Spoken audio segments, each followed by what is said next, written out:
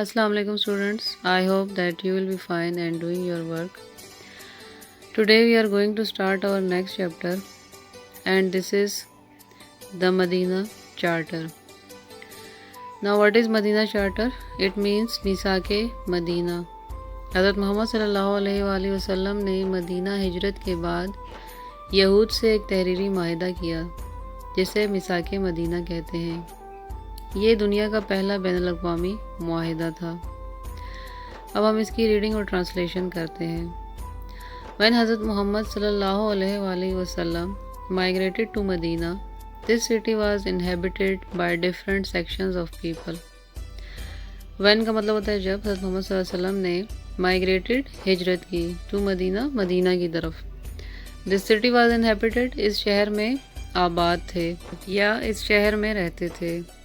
by different section of people، مختلف طبقے کے لوگ۔ مطلب جب حضرت محمد صلی اللہ علیہ وسلم نے مدینہ ہجرت کی تو اس شہر میں مختلف طبقوں کے لوگ رہتے تھے جن کا تعلق مختلف مذاہب سے تھا۔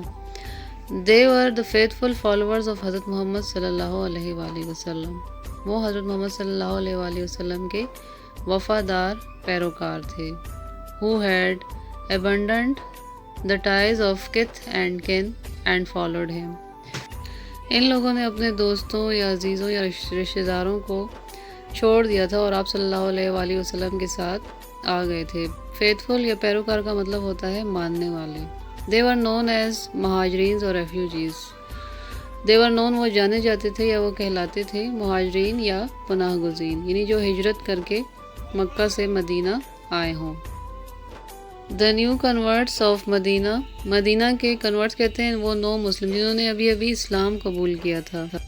who had helped رسول اللہ صلی اللہ علیہ وآلہ وسلم through thick and thin، thick and thin کا مطلب ہوتا ہے مشکل حالات میں یا ہر طرح کے حالات میں۔ were known as انصار اور ہیلپرز، انہیں انصار یا مددگار کہا جاتا تھا۔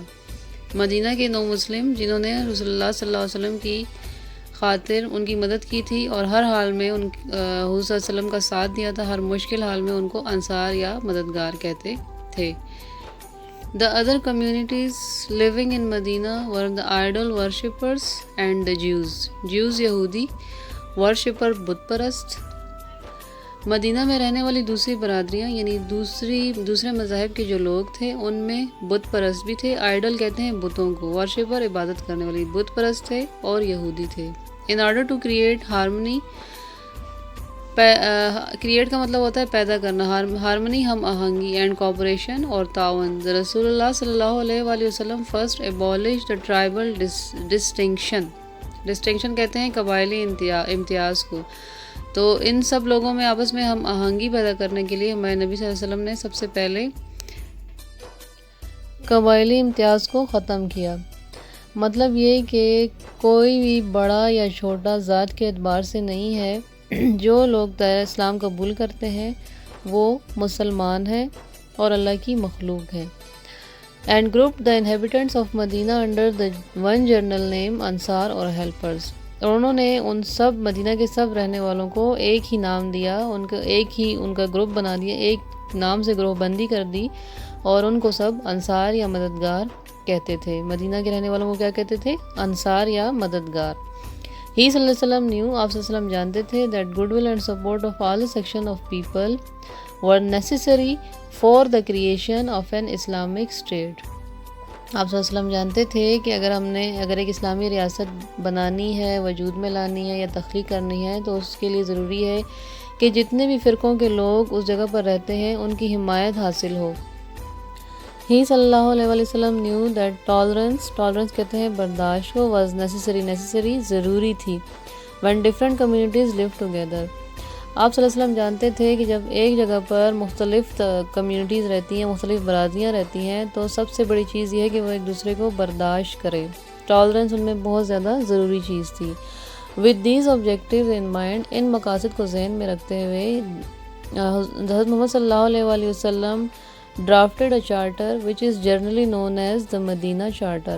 ان تمام چیزوں کو، ان تمام مقاصد کو ذہن میں رکھتے ہوئے ہمارے نبی پاک صلی اللہ علیہ وسلم نے ایک معاہدہ تیار کیا جسے عام طور پر میثاق مدینہ یا مدینہ چارٹر کہا جاتا تھا۔ So this was our today's lesson. اس کے ساتھ میننگ بھی لکھے ہوئے ہیں، آپ نے اس کو پڑھنا ہے. آپ کے پاس اگر بک ہے تو آپ اس پر یہاں سے میننگ دیکھ کر لکھ سکتے ہیں اور اس کو سمجھ سکتے ہیں. انشاءاللہ نیکسٹ ویڈیو میں پھر آپ کو میں نیکسٹ پیراگراف کی ٹرانسلیشن بتاؤں گی. Thank you. اللہ حافظ.